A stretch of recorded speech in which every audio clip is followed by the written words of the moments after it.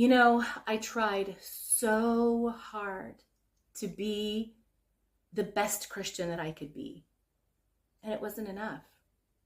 It was never going to be enough.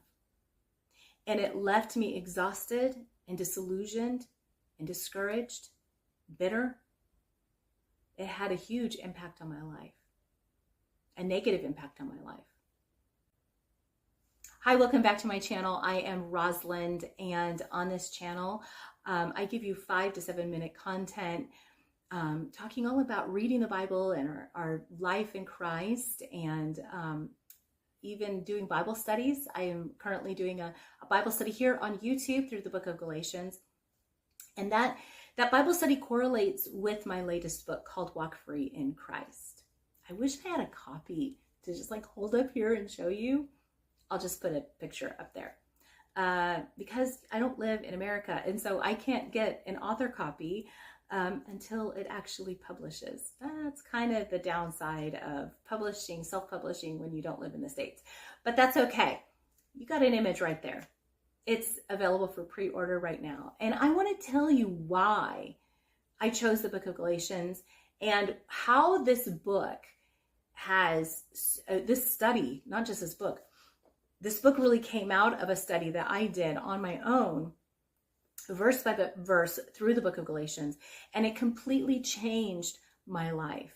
You see, up to that point, even though with my mouth I said, my salvation is based upon Jesus' blood alone, through faith alone, by grace alone, in Christ alone, with my lifestyle, I was actually saying something else. Because I really somehow did believe that I could actually earn God's favor by being a really good Christian. So I would, every January 1, I would sit down and I would say, okay, I'm going to be, read through the whole Bible this year, from start to finish. Or I would say, I'm going to read the Bible 365 days. I'm not going to miss a day. I'm going to pray. I'm not going to miss a day.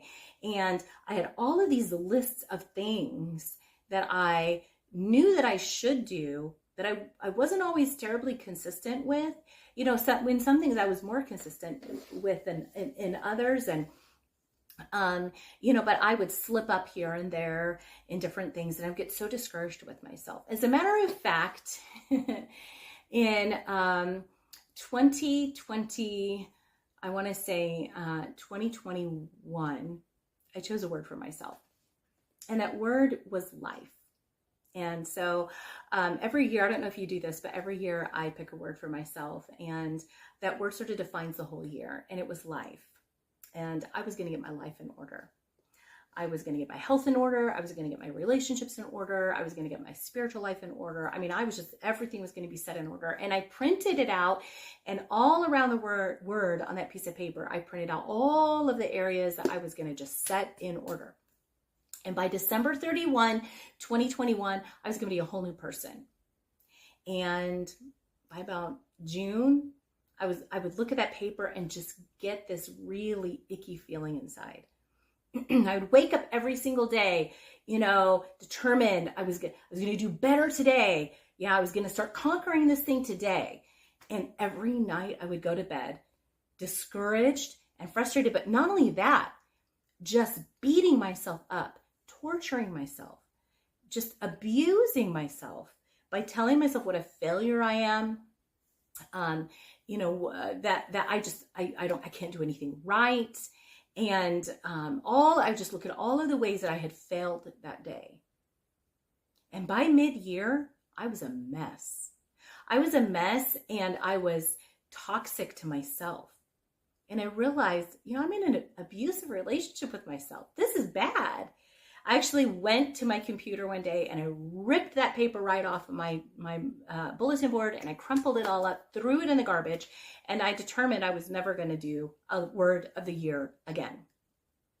And I set the next, the next few months to sort of, cleanse myself of all of this really toxic, feeling that I had inside of me being such a failure and everything.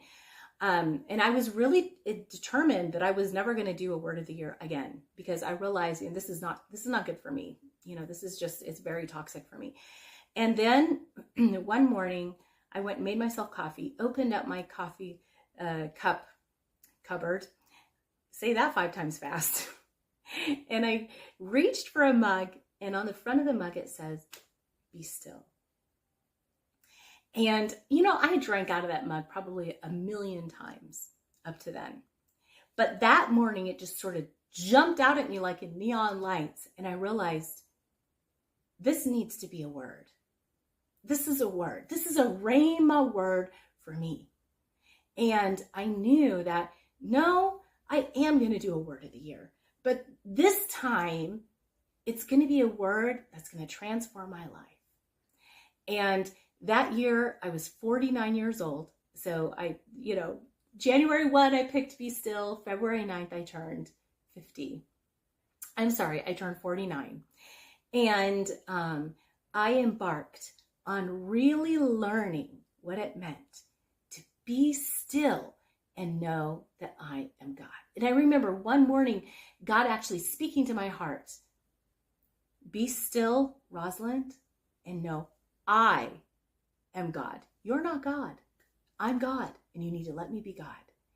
And as I learned this process of being still, letting God be God, letting his blood be sufficient for me, letting my works come out of a motivation of love and honor and a fear of the Lord, and not out of trying to earn God's favor, I was truly set free. Truly, truly set free. And so while I originally published this book, Walk Free in Christ, as a PDF on my blog, I really felt the importance now, because, I did that study back in, I think it was 2016, 2017. I really felt it was vital that I take that and publish it in paperback and on Kindle with this new sort of direction that God had given me in the year 2022. I got to the end. I got to December 31, 2022, a whole new person. February 9, 2023, I turned 50. How you know my birthday? That's okay. It's not a big secret. And I was able to go into my 50s a whole different person. Those who know me personally, as we always say, in real life, know what a different person I am today than what I used to be. And that's because I learned what true freedom in Christ is. I was able to walk away from all of that disillusionment and discouragement and frustration with myself and bitterness at myself and others. I was able to walk away from that. And I was able to become a whole new person in Jesus Christ through this freedom of learning that the good things that I do, me keeping God's commandments, is able to learn that comes out of a motivation, a totally different motivation. And that motivation is just my love and honor for him. Just like how I stay faithful to my husband, not to prove to him what a good wife I am, or to just prove to anyone that I am a wife at all. I stay faithful to my husband because I love him. I don't want to hurt him. I don't want to hurt our marriage. I stay faithful to him because I belong to him and he belongs to me. And my relationship with God is just the same. I don't do good things and keep his commandments because I'm trying to prove to him what a good Christian I am, and I'm trying to make him love me more, and I'm trying to earn his favor. I keep his commandments because I am his and he is mine, and I don't want to damage my relationship with him. I love him too much to violate his commands. See, my motivation is completely different. And that has completely revolutionized my Christian walk. And that is what this book is all about. So if you would like to pre-order that book, Walk Free in Christ, you'll find the link below. Also, in the description box below, you're going to find links to other free resources that I have completely free. No need to order anything. You just download it off of my blog. And free resources for the Book of Galatians, as well as links to the videos in this series, or really to the playlist, because I am going to be adding more videos to this Bible study that I'm doing on YouTube in the Book of Galatians. So I invite you to do that, and I'll see you in the next video as we continue on in this journey through the Book of Galatians and learning how to walk free in Christ.